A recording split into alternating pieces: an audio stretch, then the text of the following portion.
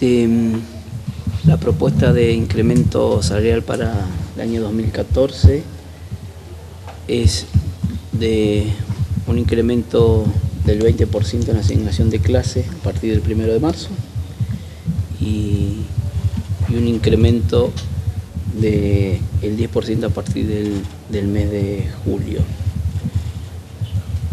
con la salvedad de que el incremento mayor en ningún caso podrá superar los 5.500 pesos de bruto. ¿De bruto? De bruto, sí. Bien.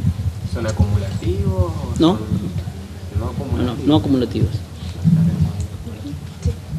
A ver, para que tengamos claro, Sí. a qué le llamamos no acumulativo. Si la diferencia, la asignación de clases... Los incrementos se hacen sobre los salarios del mes de, tomando como referencia el salario del mes de febrero. Está bien.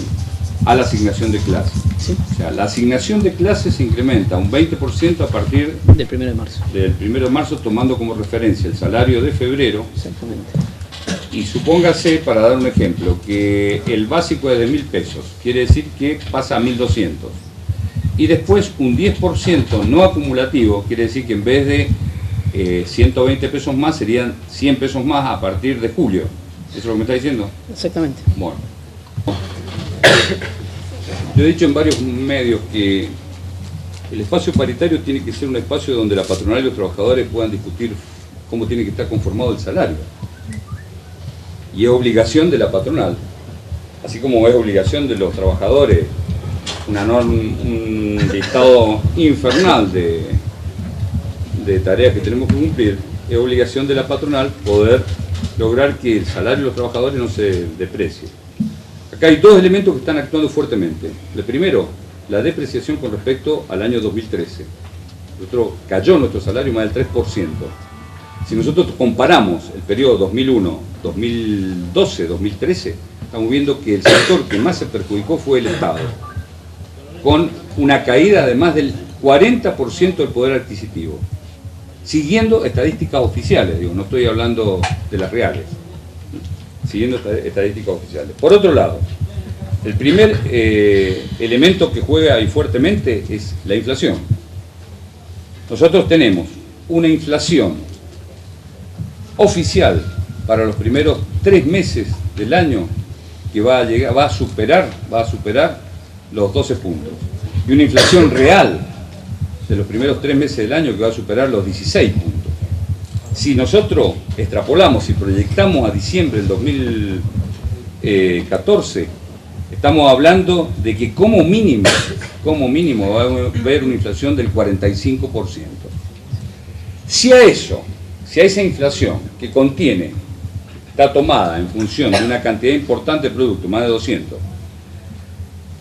Ahora, no todos son de compra masiva de los trabajadores judiciales. Nosotros básicamente tenemos transporte, alimentación, vivienda y remedios. En el ítem alimentos, si todos vamos al supermercado nos damos cuenta que día tras día es infernal la suba de precios. Con esto, al mismo tiempo, se ha disparado y se ha autorizado la suba de servicios por la caída de subsidios. Y a esto hay que sumarle el precio de los medicamentos. Aquellos medicamentos que valían 300 pesos hace 3 meses atrás, ahora valen 600. Entonces yo, como le digo a mis representados, que puedo aceptar un incremento del 20%, cuando los medicamentos me subieron el 100%. Entonces, ustedes me pueden decir, bueno, ese es un producto de los formadores de precios. Tiene el Estado las herramientas legales necesarias para poder controlar precios. Hay que animarse a aplicar la ley de abastecimiento. Hay que animarse, como buen gobierno peronista, a ir a controlar formación de precios, stock y tasa de ganancia. Porque lo que no se puede es elegir a los trabajadores como la caja con la cual se va a cubrir el déficit fiscal. Entonces, este proceso de ajuste que está impactado en primer lugar por la inflación, pero en segundo lugar por la devaluación, recordemos que hay una devaluación ya producida del 23% y se estima que producto de que no se puede seguir controlando los precios, va a haber una inflación a final de año, una devaluación a final de año del más del 20%. Es decir, 43% de devaluación. No porque nosotros vayamos a comprar divisa extranjera, sino porque eso impacta fuertemente en aquellos productos que tienen relación con el dólar y aquellos que no lo tienen también. Entonces, nosotros decimos que esto es totalmente insuficiente. ¿Por qué? Porque no cumple con ninguna de las premisas que propusimos. O sea, nosotros no hablamos para los medios, hablamos para que acá haya debate. La primera es que fuera todo al básico. Cualquier incremento que vaya a la asignación de clases tiene que ser acumulativo, por empezar. Segundo, que esté relacionado con la inflación. Si estoy hablando, no estoy hablando yo, está hablando el gobierno, de que tenemos inflación en los primeros 3 meses cercano a lo que nos están ofreciendo para la primera cuota, quiere decir que la decisión es esta, que seamos los trabajadores los que paguemos el ajuste. Tercero, no cumple con la premisa de que sean paritarias sin techo. Cuarto, no cumple con la premisa de establecer un sistema de porcentualidad salarial. ¿Por qué a los jueces le pagan y a nosotros no? ¿Cuál es la decisión del gobierno provincial? ¿Qué miedos tienen con respecto a los jueces? ¿Que le saquen qué fallos? O sea, ¿cuál es el tema que hay que encubrir? Que a los jueces inmediatamente le sube el gobierno nacional, tiene que ir y pagarle a ellos y a nosotros no. Se han cagado en pagarnos el 8,4.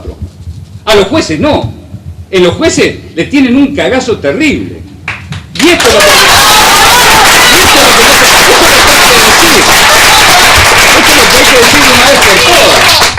es lo que hay que decir de una vez por todas. A los que ganan 5.000, 6.000, tienen miedo este gobierno nacional y popular de pagarle. Pero a los jueces le cumplen, pero a rajatablas. No tuvieron el tupé ni siquiera de tirar los 6 meses para que nosotros tuviéramos algún argumento, ustedes tuvieran algún argumento para no pagarnos. Es increíble eso. Entonces, de esto estamos hablando. ¿Y por qué estoy hablando en estos términos? Porque viene un conflicto. Y este conflicto no hay que echarle la culpa nuevamente a los trabajadores. Entonces, el otro elemento que no cumple es que sigue achatando la pirámide. O sea, vuelve a achatar la pirámide, es más, pone un techo. Hay algunos que ganan 80.000. Ahora, hay otros que ganan 5.000 y hay otros que ganan 15.000 y tienen que estar todo el día adentro. Y tienen bloqueo de títulos. Entonces, la pregunta es, si realmente creen que nosotros podemos, sin ser conducciones traidoras, podemos aceptar este tipo de oferta. Porque capaz que venimos acá a la macana.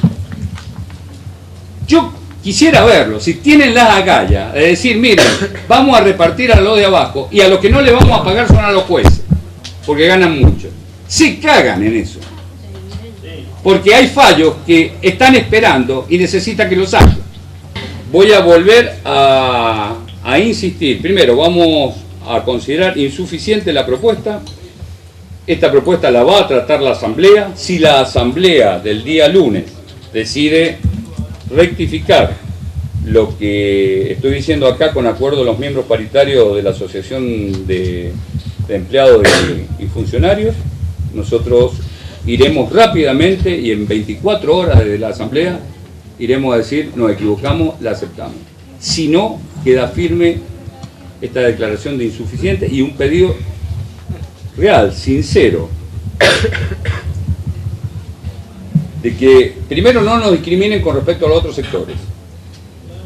Y hay otra cosa que me estaba olvidando y es fundamental, ¿no? Me estaba olvidando que la oferta tiene que contener la reapertura de la negociación salarial, porque si no somos conducciones traidoras y acá se desata un proceso inflacionario,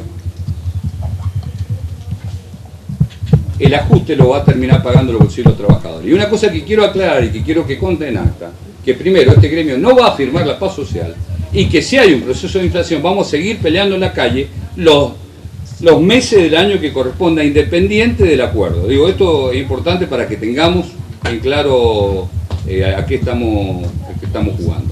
Entonces, yo, para sintetizar, considero insuficiente la propuesta. Queremos una oferta en una sola cuota, al básico, porcentualidad, sin techo salarial, ampliación de la altura de la pirámide, porque ya no hay carrera, ya no hay incentivo en el Poder Judicial. Y el tema de de la porcentualidad para nosotros es fundamental.